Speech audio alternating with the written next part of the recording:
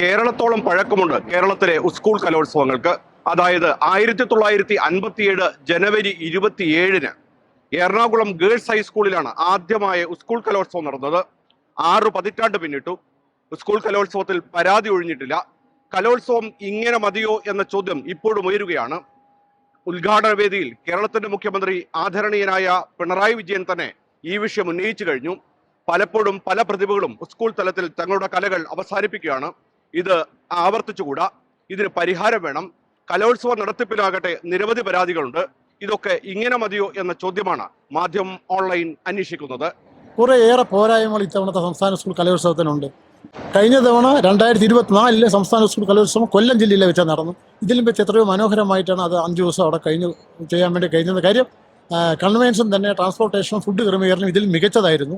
ഇത്തവണത്തെ ഭക്ഷണം അദ്ദേഹത്തിന് വിചാരിച്ച പോലെ കൊടുക്കാൻ കഴിഞ്ഞിട്ടില്ല. കഴക്കൂട്ടം MLA ആണ് പ്രോഗ്രാം കമ്മിറ്റി ചെയർമാൻ. അദ്ദേഹം പറയുന്ന നല്ല രീതിയിൽ കഴിഞ്ഞ 5 ദിവസം കൊണ്ട് ഭക്ഷണ ക്രമീകരണം നടന്നു.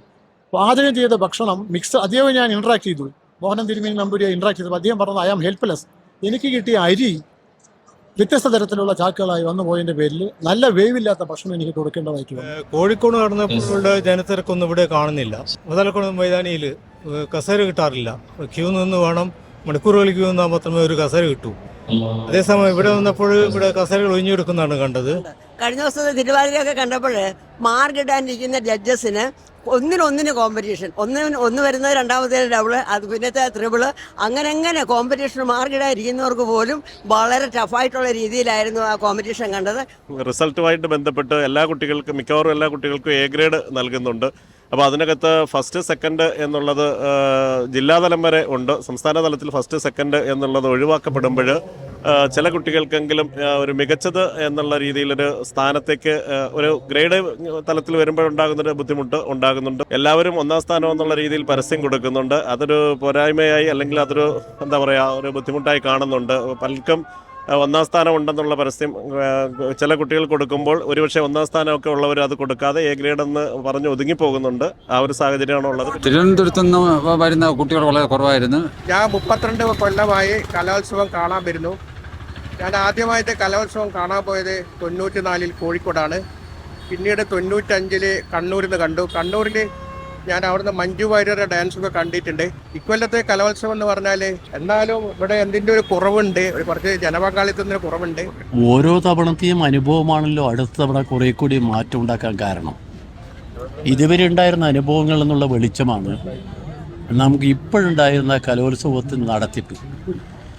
ഇതിന് പ്രത്യേകം എന്ന് പറഞ്ഞാൽ എനിക്ക് ഓർമ്മയുണ്ട്, പല കലോത്സവങ്ങളിലും പങ്കെടുക്കാൻ വരുന്ന കുട്ടികൾ, ഇപ്പം നൃത്തത്തിന് വരുന്ന കുട്ടികൾ, ആ കുട്ടികൾ മയങ്ങിക്കിടക്കുമ്പോഴാണ് വന്ന് വിളിക്കുക കുട്ടികളെ. ഇവിടെ അതിൻ്റെ ഒരു ഏർപ്പാടും ഉണ്ടായിരുന്നില്ല.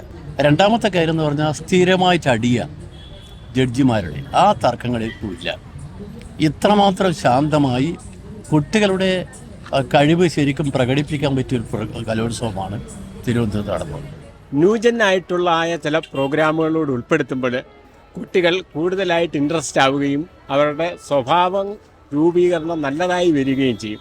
ഈ കലോത്സവങ്ങൾ മത്സരമല്ലാതാക്കി മാറ്റുകയും അത് ഏവർക്കും പങ്കെടുക്കാൻ കഴിയുന്ന ഒന്നാക്കി ഒരു ജനകീയ ഉത്സവമാക്കി തന്നെ അതിനെ മാറ്റിക്കൊണ്ട് നവീകരിക്കേണ്ടത്. കാരണം മത്സരമോ പ്രൈസോ ഒന്നുമല്ല അതിൻ്റെ കാര്യം. ആർക്കും പങ്കെടുക്കുന്ന ആർക്കും തന്നെ ഒരു മനസ്സിൽ ഒരു മുഷിച്ചിലുമില്ലാതെ ഒരു കെട്ടുമില്ലാതെ അവതരിപ്പിക്കാൻ പറ്റുന്ന തരത്തിലേക്ക് കാര്യങ്ങൾ മാറിയാൽ ഇത് ഒരു എല്ലാ കാലത്തും നടത്തിപ്പോകാൻ കഴിയുന്ന ഒരു മഹാ ഉത്സവമായി ഇതിനെ മാറ്റിക്കൊണ്ടുവരാൻ കഴിയുമെന്നാണ് എൻ്റെ അഭിപ്രായം. കുട്ടികൾക്ക് ഈ ടെൻഷനും പ്രഷറും ഒന്നും ഇല്ലാതെ വളരെ നല്ല രീതിയിൽ അവരുടെ ഏറ്റവും മികവുറ്റ രീതിയിൽ അവതരിപ്പിച്ച് പോകാൻ പറ്റുന്ന രീതിയിലേക്ക് കൂടി നമ്മളൊന്ന് മാറി ചിന്തിക്കുകയാണെങ്കിൽ കുറേയധികം മാറ്റം കലയുടെ അതിൻ്റെ പൂർണ്ണ അർത്ഥത്തിൽ നമുക്ക് അത് പെർഫോം ചെയ്യാൻ പറ്റും എന്നുള്ളത് തോന്നുന്നു. സംസ്ഥാനത്തിന്റെ വിവിധ ഭാഗങ്ങളിലായി നിരവധി കലാകാരന്മാർ ഒത്തുകൂടുന്ന ഉത്സവമാണ് സംസ്ഥാന സ്കൂൾ കലോത്സവം.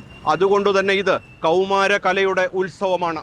ഇതിൽ മത്സരം പൂർണ്ണമായി ഒഴിവാവണം. അപ്പോഴാണ് കലയുടെ ഉത്സവമായി മാറുക എന്ന അഭിപ്രായം പങ്കുവെക്കുന്നവർ ഏറെയാണ്. പരാതികളുണ്ടാവും. 6 പതിറ്റാണ്ട് പിന്നിട്ടും പരാതികൾ ഒഴിയുന്നില്ല. സ്വർണ്ണക്കപ്പ് എന്ന ആശയം മുന്നോട്ട് വെച്ചത് മഹാകവി വൈലോപ്പള്ളി ശ്രീധരമേനോനാണ്. ആദ്യമായി സ്വർണ്ണക്കപ്പ് നേടിയ ജില്ല തിരുവനന്തപുരമാണ്. ഇനി വരാനിരിക്കുന്ന കാലങ്ങളിലും ഇത് കൗമാര കലയുടെ ഉത്സവമായി മാറണമെങ്കിൽ കൂടുതൽ ജനാധിപത്യപരമായി മാറേണ്ടത് അനിവാര്യമാണ്.